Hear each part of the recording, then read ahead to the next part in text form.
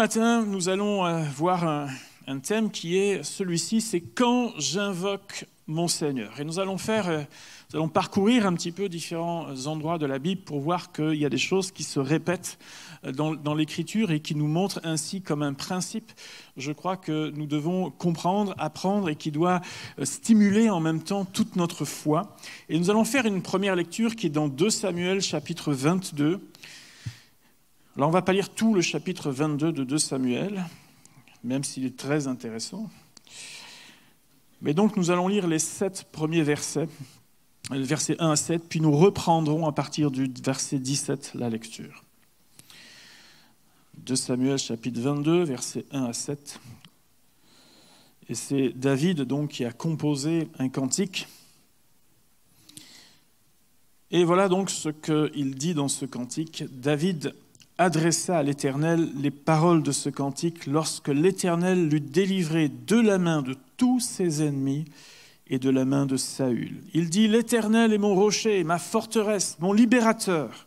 Dieu est mon rocher où je trouve un abri, mon bouclier, la force qui me sauve, ma haute retraite et mon refuge. Ô mon sauveur, tu me garantis de la violence. Je m'écrie « Loué soit l'Éternel » et je suis délivré de mes ennemis. Car les flots de la mort m'avaient environné, les torrents de la destruction m'avaient épouvanté. Les liens du sépulcre m'avaient entouré, les filets de la mort m'avaient surpris. Dans ma détresse, j'ai invoqué l'Éternel, j'ai invoqué mon Dieu. De son palais, il a entendu ma voix et mon cri est parvenu à ses oreilles. Nous poursuivons au verset 17. Il étendit sa main d'en haut. Il me saisit, il me retira des grandes eaux. Il me délivra de mon adversaire puissant, de mes ennemis qui étaient plus forts que moi. Il m'avait surpris au jour de ma détresse, mais l'Éternel fut mon appui. Il m'a mis au large, il m'a sauvé parce qu'il m'aime. L'Éternel m'a traité selon ma droiture. Il m'a rendu selon la pureté de mes mains, car j'ai observé les voies de l'Éternel et je n'ai pas été coupable envers mon Dieu. Amen. Amen. Quelle force, n'est-ce pas, dans ce texte écrit, parce qu'on sent qu'il y a du vécu là-dedans. Ce n'est pas quelque chose qu'il a juste pensé, imaginé, qu'il a reporté, mais on sent que c'est sa vie qu'il décrit là. Cet écrit arrive vers la fin de la vie de David et vient un petit peu comme un résumé de ce qu'il a expérimenté durant celle-ci concernant les multiples adversités qu'il a pu rencontrer. David est quelqu'un qui a connu à la fois la défense du troupeau de son père, vous le savez, de multiples batailles avec les Philistins. Quand on pensait que c'était terminé, eh bien, il revenait sans cesse comme agressé, comme un aiguillon qui sans cesse revient pour eux. Et des épisodes aussi internes qu'il a connus très durs, comme avec Saül, qu'il a pris en haine, ou encore des révoltes comme celle d'Absalom, son propre fils. Donc vous imaginez que dans ce domaine, si quelqu'un savait ce que c'était que de livrer des batailles un petit peu différentes les unes des autres, mais c'est quelqu'un qui savait ce que c'était. Nous retrouvons ce cantique qui est composé par David dans le livre des psaumes, c'est le psaume 18. Quasiment mot pour mot, on retrouve toutes ces paroles. Et lorsqu'on parcourt ce psaume dans son entier, on s'aperçoit qu'il a en fait dans le temps inspiré beaucoup de chants que même nous connaissons, que nous avons chantés même durant ces dernières décennies. J'ai fait un petit inventaire, rapide évidemment, parce que peut-être que vous, en parcourant le psaume 18, vous en retrouverez d'autres. Mais jour de joie, jour de victoire. Celui qui me retire des grandes eaux, il me saisit et me délivre. Combien de fois on l'a chanté, celui-là? Ou encore, je m'écrie, loué soit l'Éternel, et je suis délivré de mes ennemis. Qui est Dieu si ce n'est l'Éternel? Qui est un rocher si ce n'est notre Dieu? Bon, là, je commence à m'adresser à... Il faut avoir quelques décennies là, dans l'Église. Ou encore, je veux me réjouir dans le Dieu de mon salut. Il rend mes pieds semblables à ceux des biches. Quand j'invoque le Seigneur, quand je glorifie son nom, il me rend vainqueur de mes ennemis. Alors, c'est peut-être une révision pour quelques-uns, ou d'autres qui sont là dans la maison du Seigneur de façon plus récente. Vous vous dites, ça y est, le pasteur, il est parti, radio nostalgie. On l'a perdu, quand est-ce qu'il va revenir? Ce matin, nous allons nous arrêter sur ce qui constitue le pivot de cet écrit. Le moment où, vous savez, les choses changent, où elles basculent, prennent une autre tournure dans la vie de David. On passe d'un David qui subit des situations, parfois de façon violente, à un David qui est conquérant. Et nous retrouvons ce schéma assez souvent, vous le savez, dans le livre des psaumes. Que s'est-il passé pour que David en arrive là ? Que s'est-il passé pour que David puisse changer d'attitude face à l'adversité ? Nous avons lu dans ces versets, dans ma détresse, j'ai invoqué l'Éternel, j'ai invoqué mon Dieu. De son palais, il a entendu ma voix et mon cri est parvenu à ses oreilles.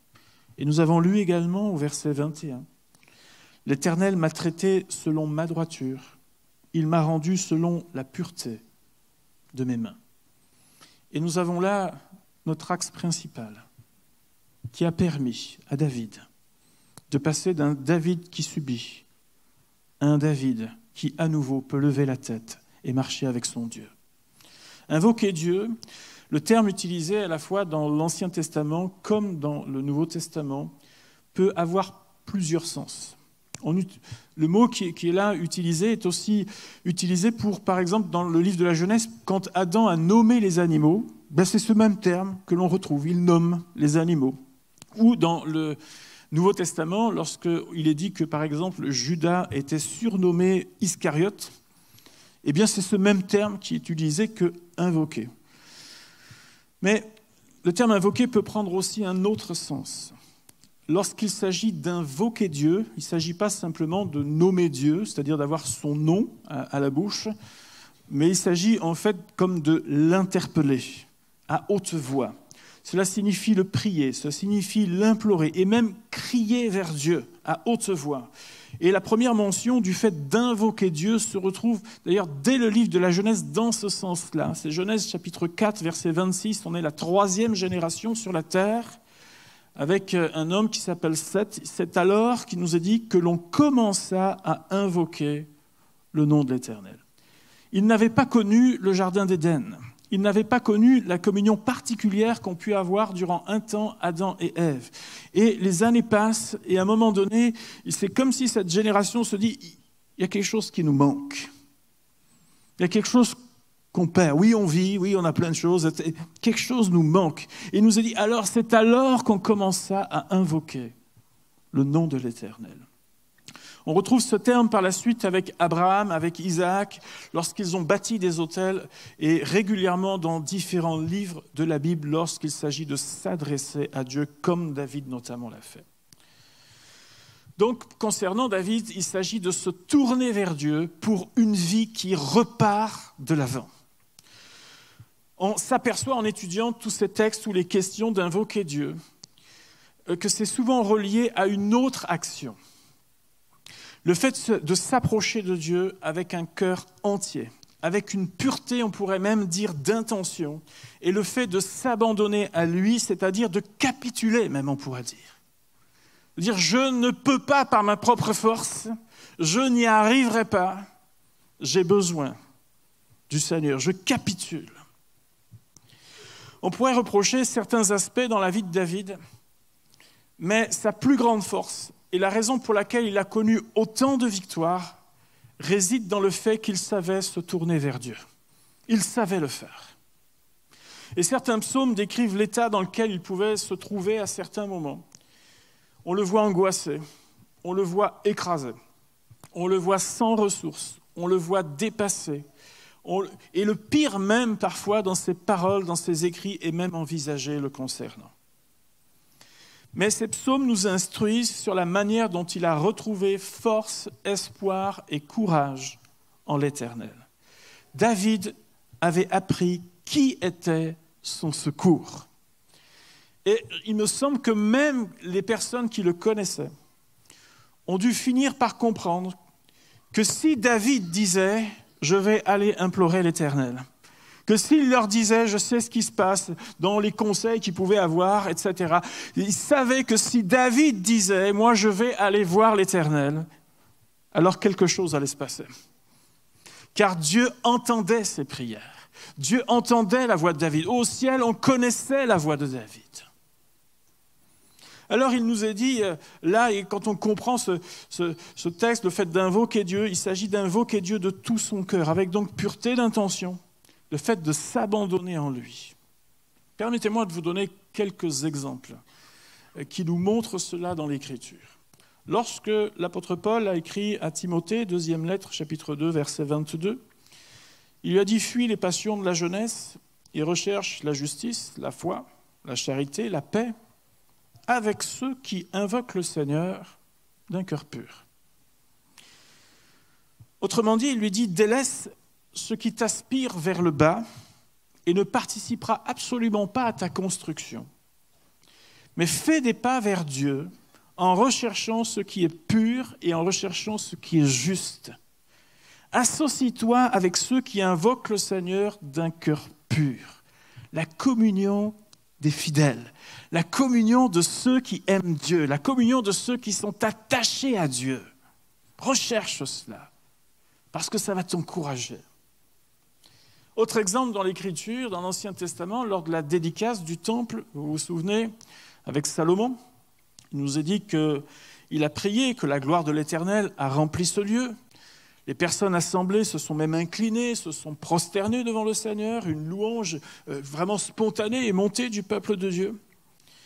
Et après tous ces jours de célébration, et on peut imaginer toute l'effervescence qu'il y avait autour de ça, et ça a été un moment tout à fait fort. Mais Dieu attend que, j'allais dire, tout soit fini, que tout retombe, et Dieu va parler à Salomon. Et il va lui dire quelque chose.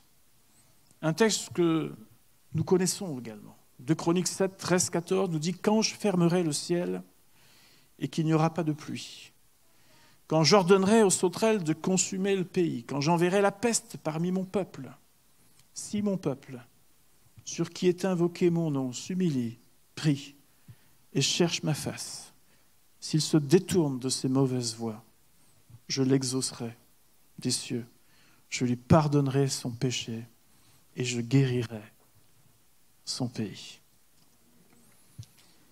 Dieu est en train de dire à Salomon que lorsque les enfants de Dieu s'apercevront qu'ils font fausse route, qu'ils s'éloignent de l'Éternel, qu'ils pêchent dans leur vie, mais qu'ils désirent revenir à lui de tout leur cœur.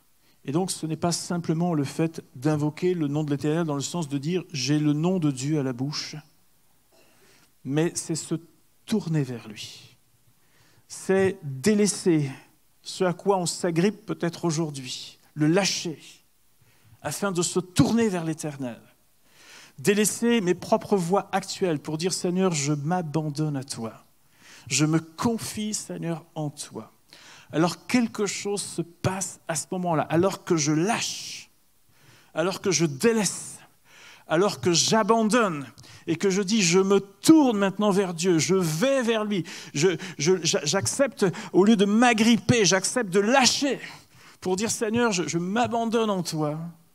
Alors le pardon, Dieu dit il y aura le pardon, Dieu dit il y aura la restauration, Dieu dit il y aura la guérison de tous vos maux, quels qu'ils soient. L'apôtre Pierre parlera aussi ainsi dans sa première épître, premier chapitre. « Puisque celui qui vous a appelé est saint, vous aussi soyez saints dans toute votre conduite, selon qu'il est écrit, vous serez saints car je suis saint. Et si vous invoquez comme Père, celui qui juge selon l'œuvre de chacun, sans exception de personne, conduisez-vous avec crainte pendant le temps de votre pèlerinage, sachant que ce n'est pas par des choses périssables, par de l'argent ou de l'or que vous avez été rachetés de la vaine manière de vivre que vous avez hérité de vos pères, mais par le sang précieux de Christ, comme d'un agneau sans défaut et sans tache. » Voyez-vous, une association est faite entre le fait d'avoir un cœur saint, un cœur pur, et le fait d'invoquer Dieu. Mais aussi, nous souvenons de la pureté d'engagement de notre Seigneur vis-à-vis de nous, pour dire en réponse à cette pureté d'engagement, je fais également cette même pureté d'engagement avec mon Dieu. De cette même façon que Christ s'est engagé sans regarder, lui qui était sans tache, eh bien de la même manière, je choisis de dire à Dieu, je sais que je ne suis pas parfait, mais je choisis de faire cette pureté d'engagement avec toi, Seigneur. Je choisis, Seigneur, cela. Dernier exemple de l'Écriture, et il y en aurait encore bien d'autres, juste pour vous montrer qu'il y a des principes dans la parole de Dieu.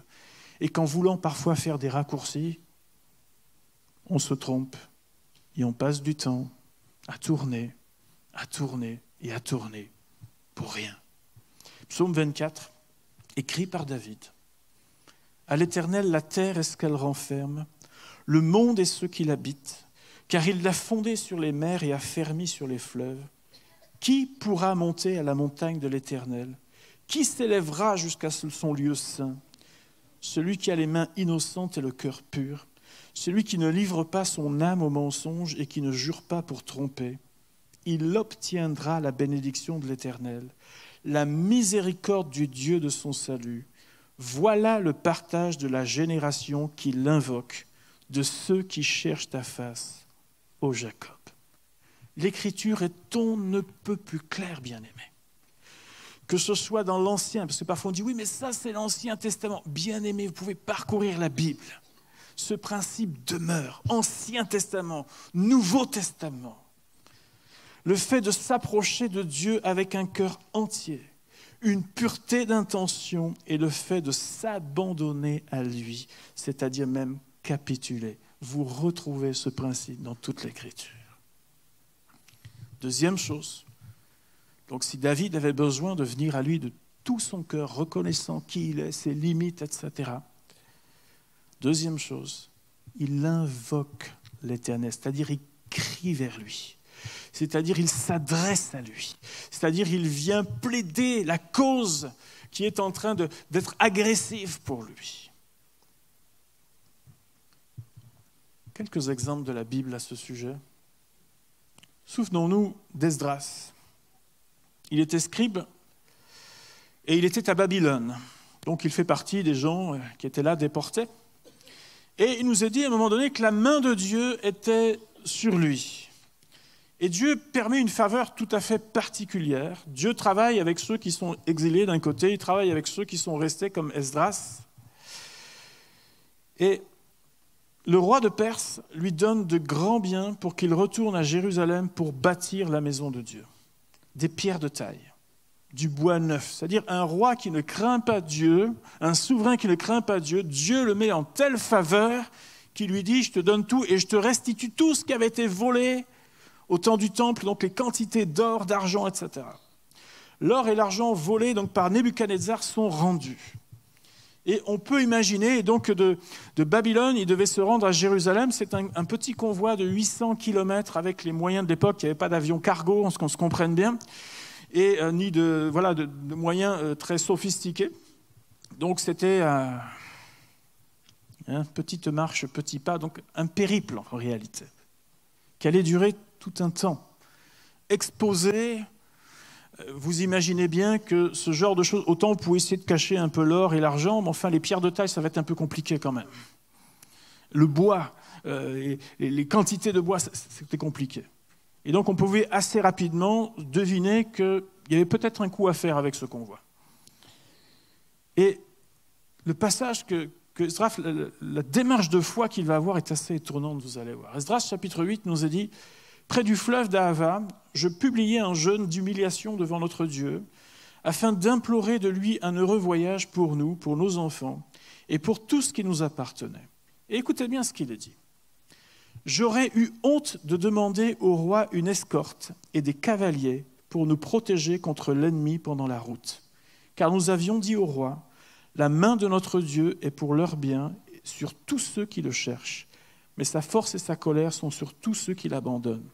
C'est à cause de cela que nous jeûnâmes et que nous invoquâmes notre Dieu, et écoutez bien, et il nous exauça. » J'aurais eu honte, il a dit, de dire on est enfant de Dieu, je connais Dieu, Dieu nous accompagne. J'aurais eu honte de demander à un roi non-croyant, « S'il te plaît, protège-nous ».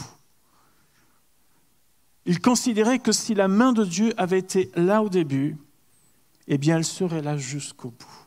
Quelle démarche de foi, bien-aimé!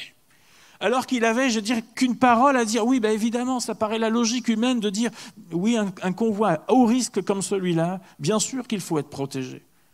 Mais voyez-vous ce qu'il était en train de dire? Il était en train de dire que Dieu est suffisant. Dieu est suffisant. S'il est avec nous dans ce convoi, alors tout se passera bien. S'il est avec vous dans votre vie, bien-aimé, ça se passera bien.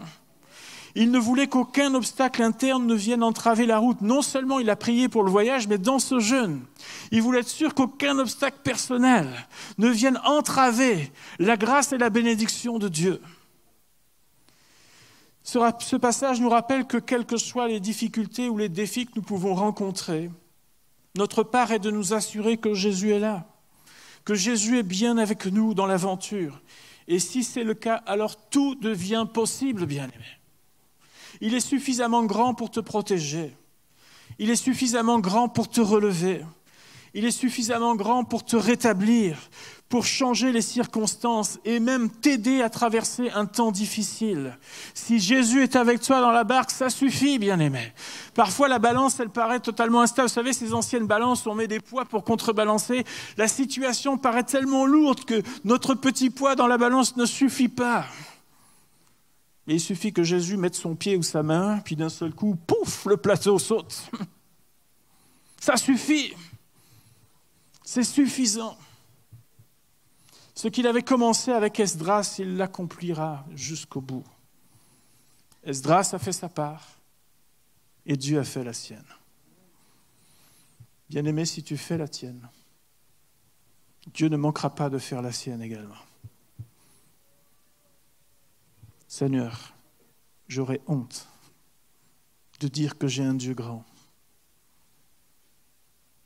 et d'essayer de me confier dans tout un tas d'artifices.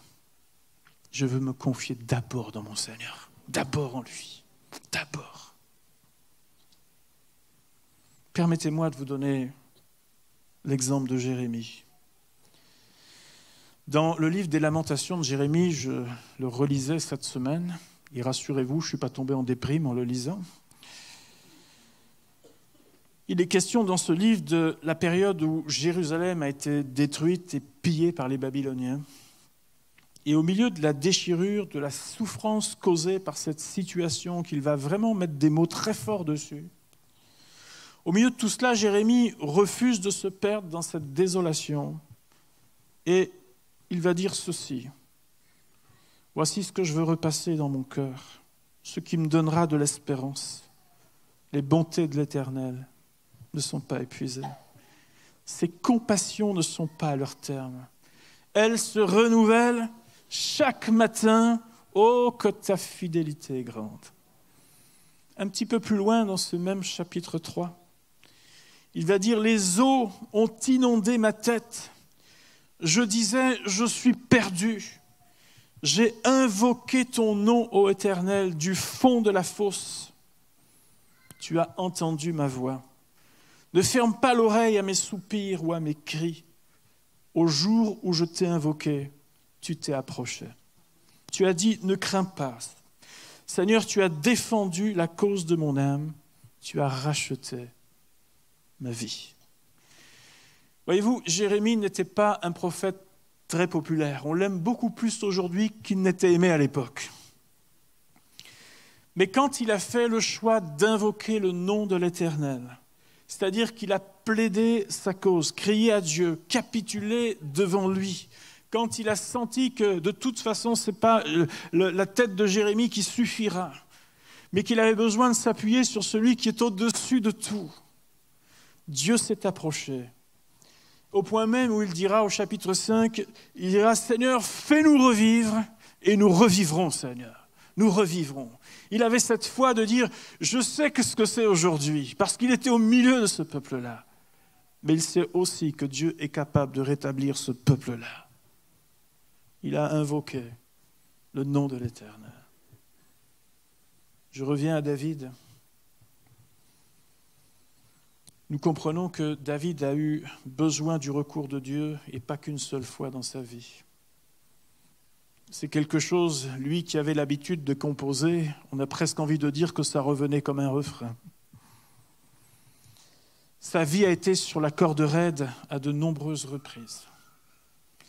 Sur le papier, il était donné perdant contre Goliath. Oh, s'il y avait eu des paris à l'époque, sa cote. Perdant contre Goliath, perdant contre Saül, perdant dans les révoltes et plusieurs fois dans l'adversité. Mais chaque fois qu'il a commencé à implorer Dieu, les choses ont changé. Parce que Dieu a mis ce pied dans cette balance. Dieu a bousculé l'ordre établi. Et l'Écriture nous dit, mais si Dieu est avec nous, qui sera contre nous? Nous ne sommes jamais aussi forts que lorsque l'on plie le genou devant Dieu, bien-aimé. Nous ne sommes jamais aussi forts que lorsque l'on commence à implorer son nom. Vous comme moi, nous pouvons connaître des situations compliquées, qui sont parfois dures, violentes, qui durent parfois dans le temps et qui nous irritent. Bien-aimé, tu peux essayer, à certains moments, oui, ça peut suffire. Ta connaissance, ton intelligence, ta façon de gérer ta vie peut suffire. Mais à d'autres moments, vous savez comme moi que ce ne sera pas suffisant. La meilleure chose que nous pouvons faire, c'est de venir plier le genou devant Dieu et dire, Seigneur, je viens devant toi.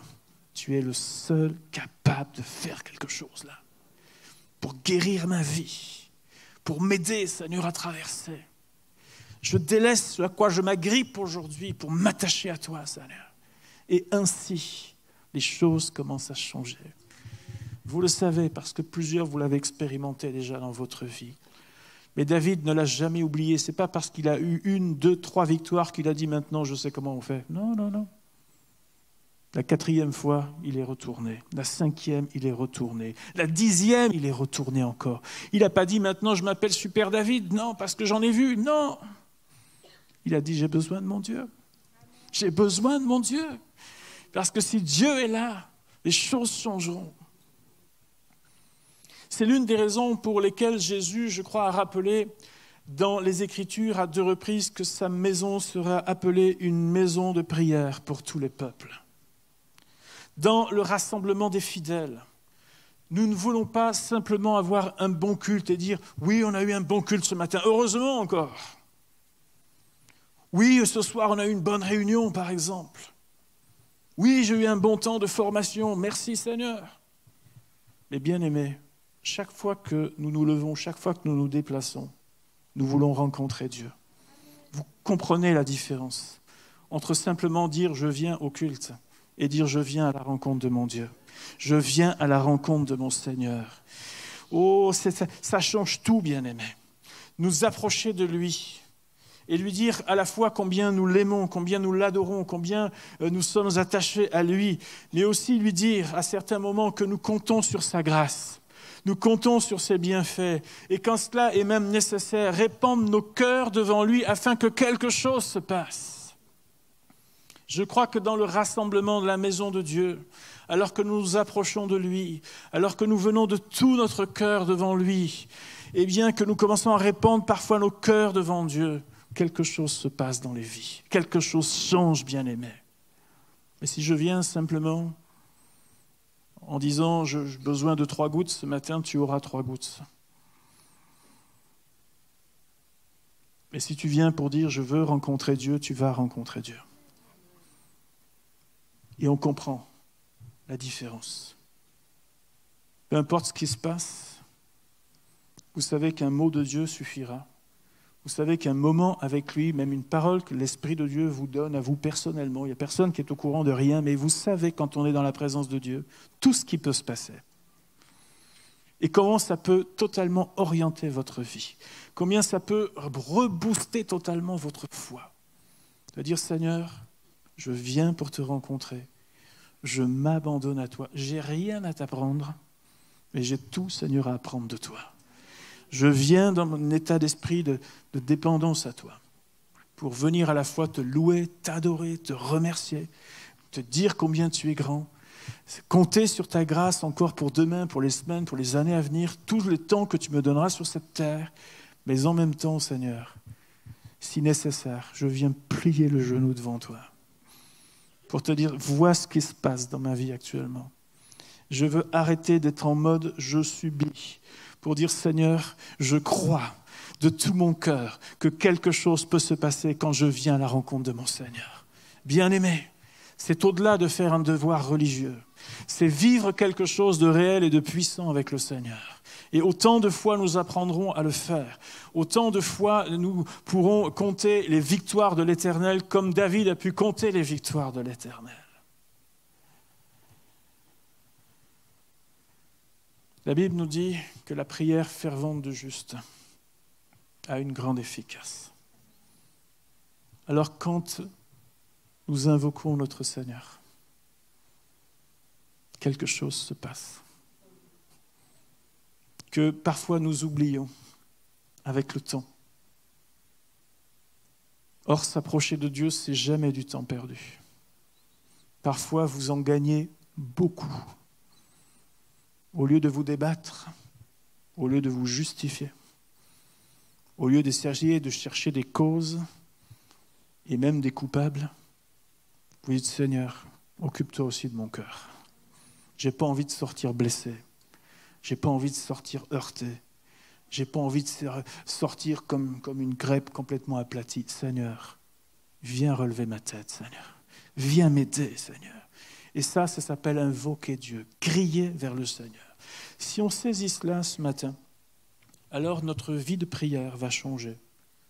Notre foi va être totalement fortifiée. Je le crois dans les mains de Dieu. Je crois de tout mon cœur que lorsqu'on commence à avoir cette pureté d'intention devant Dieu et qu'on invoque son nom, vous serez une voix qui sera connue au ciel. On dira « Oh, voilà quelqu'un que j'entends. Voilà une voix qui m'est familière. Voilà un cœur que je connais là. Et je ne veux pas rester insensible à cela. » Et le Seigneur répondra, comme il a pu exaucer Jérémie, comme il a exaucé Esdras, comme il a exaucé les David, comme il a exaucé bien d'autres, partout à travers de l'Écriture. Il vous exaucera également. Dieu ne restera pas en silence, mais le Seigneur agira parce qu'il est puissant. Ce Dieu que nous chantons, ce Dieu que nous prions, ce Dieu dont nous lisons les exploits, feront partie aussi de ces exploits dans votre propre vie. Et vous ne pourrez pas simplement dire « Oui, je lis le psaume 18, je chante le chant qu'un tel a composé par rapport au psaume 18. » Mais quelque part, ce sera aussi votre chant. Seigneur, tu me saisis et tu me délivres. Seigneur, tu me saisis et tu me retires. Seigneur, tu me saisis, Seigneur, et tu opères cette guérison dans ma vie intérieure. Seigneur, tu traces un chemin, Seigneur, pour ma vie, parce que tu es un Dieu vivant, Seigneur. Là où j'étais accablé, tu me rends la joie, Seigneur. Tu me rends cette confiance, Seigneur, en toi. L'Éternel que nous connaissons est un Dieu grand. Et lorsque nous nous adressons à lui, nous avons besoin de réaliser que Dieu est grand. Il peut changer toutes choses dans vos cœurs, dans vos vies. Invoquer son nom, c'est permettre à Dieu de mettre son pied dans la balance afin que les choses basculent. Elles basculent. Bien-aimé, ne te laisse pas écraser. Confie-toi dans le Seigneur. Confie-toi en lui. Quelles que soient tes expériences passées, quel que soit ton parcours, confie-toi en Dieu. Ne crois jamais que tu es assez grand pour continuer. Mais continue à être dépendant de ton Seigneur dans ta vie. Et dis, Seigneur, j'ai besoin de toi. Tous les jours, j'ai besoin de toi dans ma vie. Seigneur, si tu me dis quelque chose, je veux l'écouter. Seigneur, si tu veux me conduire, Seigneur, je veux entendre ce que tu as à me dire. Et je veux suivre tes voies, Seigneur, parce que c'est bon pour nous. C'est bon pour notre âme. Bien-aimé, le Seigneur te rend vainqueur. Parce que tu le suis. Parce que tu l'honores. Parce que ton cœur est pur dans tes intentions vis-à-vis de lui. Alors il te conduira à bon port. Et j'aimerais que ce matin, on prenne un temps, tout simplement de prière.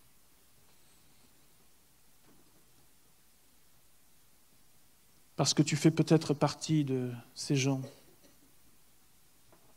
qui réalisent que ce n'est pas ta petite religion évangélique qui te permettra de faire des pas de plus ce matin. Mais c'est le fait de t'approcher de Dieu avec un cœur pur. et en même temps d'invoquer son nom. C'est ainsi que tu avanceras, bien-aimé. Je ne connais pas d'autre chemin, parce que c'est ce qui se répète tout au long de l'Écriture. Trop de gens veulent faire des raccourcis. Trop de gens ne se contentent que de quelques gouttes qui tombent de ci, de là. Mais bien-aimé, tu peux marcher, arrosé de la bénédiction de l'Éternel. Tu peux vivre sous son onction, c'est tout à fait possible. À partir du moment où tu choisis de lâcher et de le suivre de tout ton cœur. Peut-être tu fais partie de ces gens ce matin qui n'arrivent pas à s'en sortir dans un domaine ou dans un autre, qui luttent sans arrêt. Ne veux-tu pas ce matin juste invoquer le nom de l'Éternel, venir plaider ta cause devant lui, de venir crier à lui si nécessaire, de dire « Seigneur, j'ai besoin de toi ».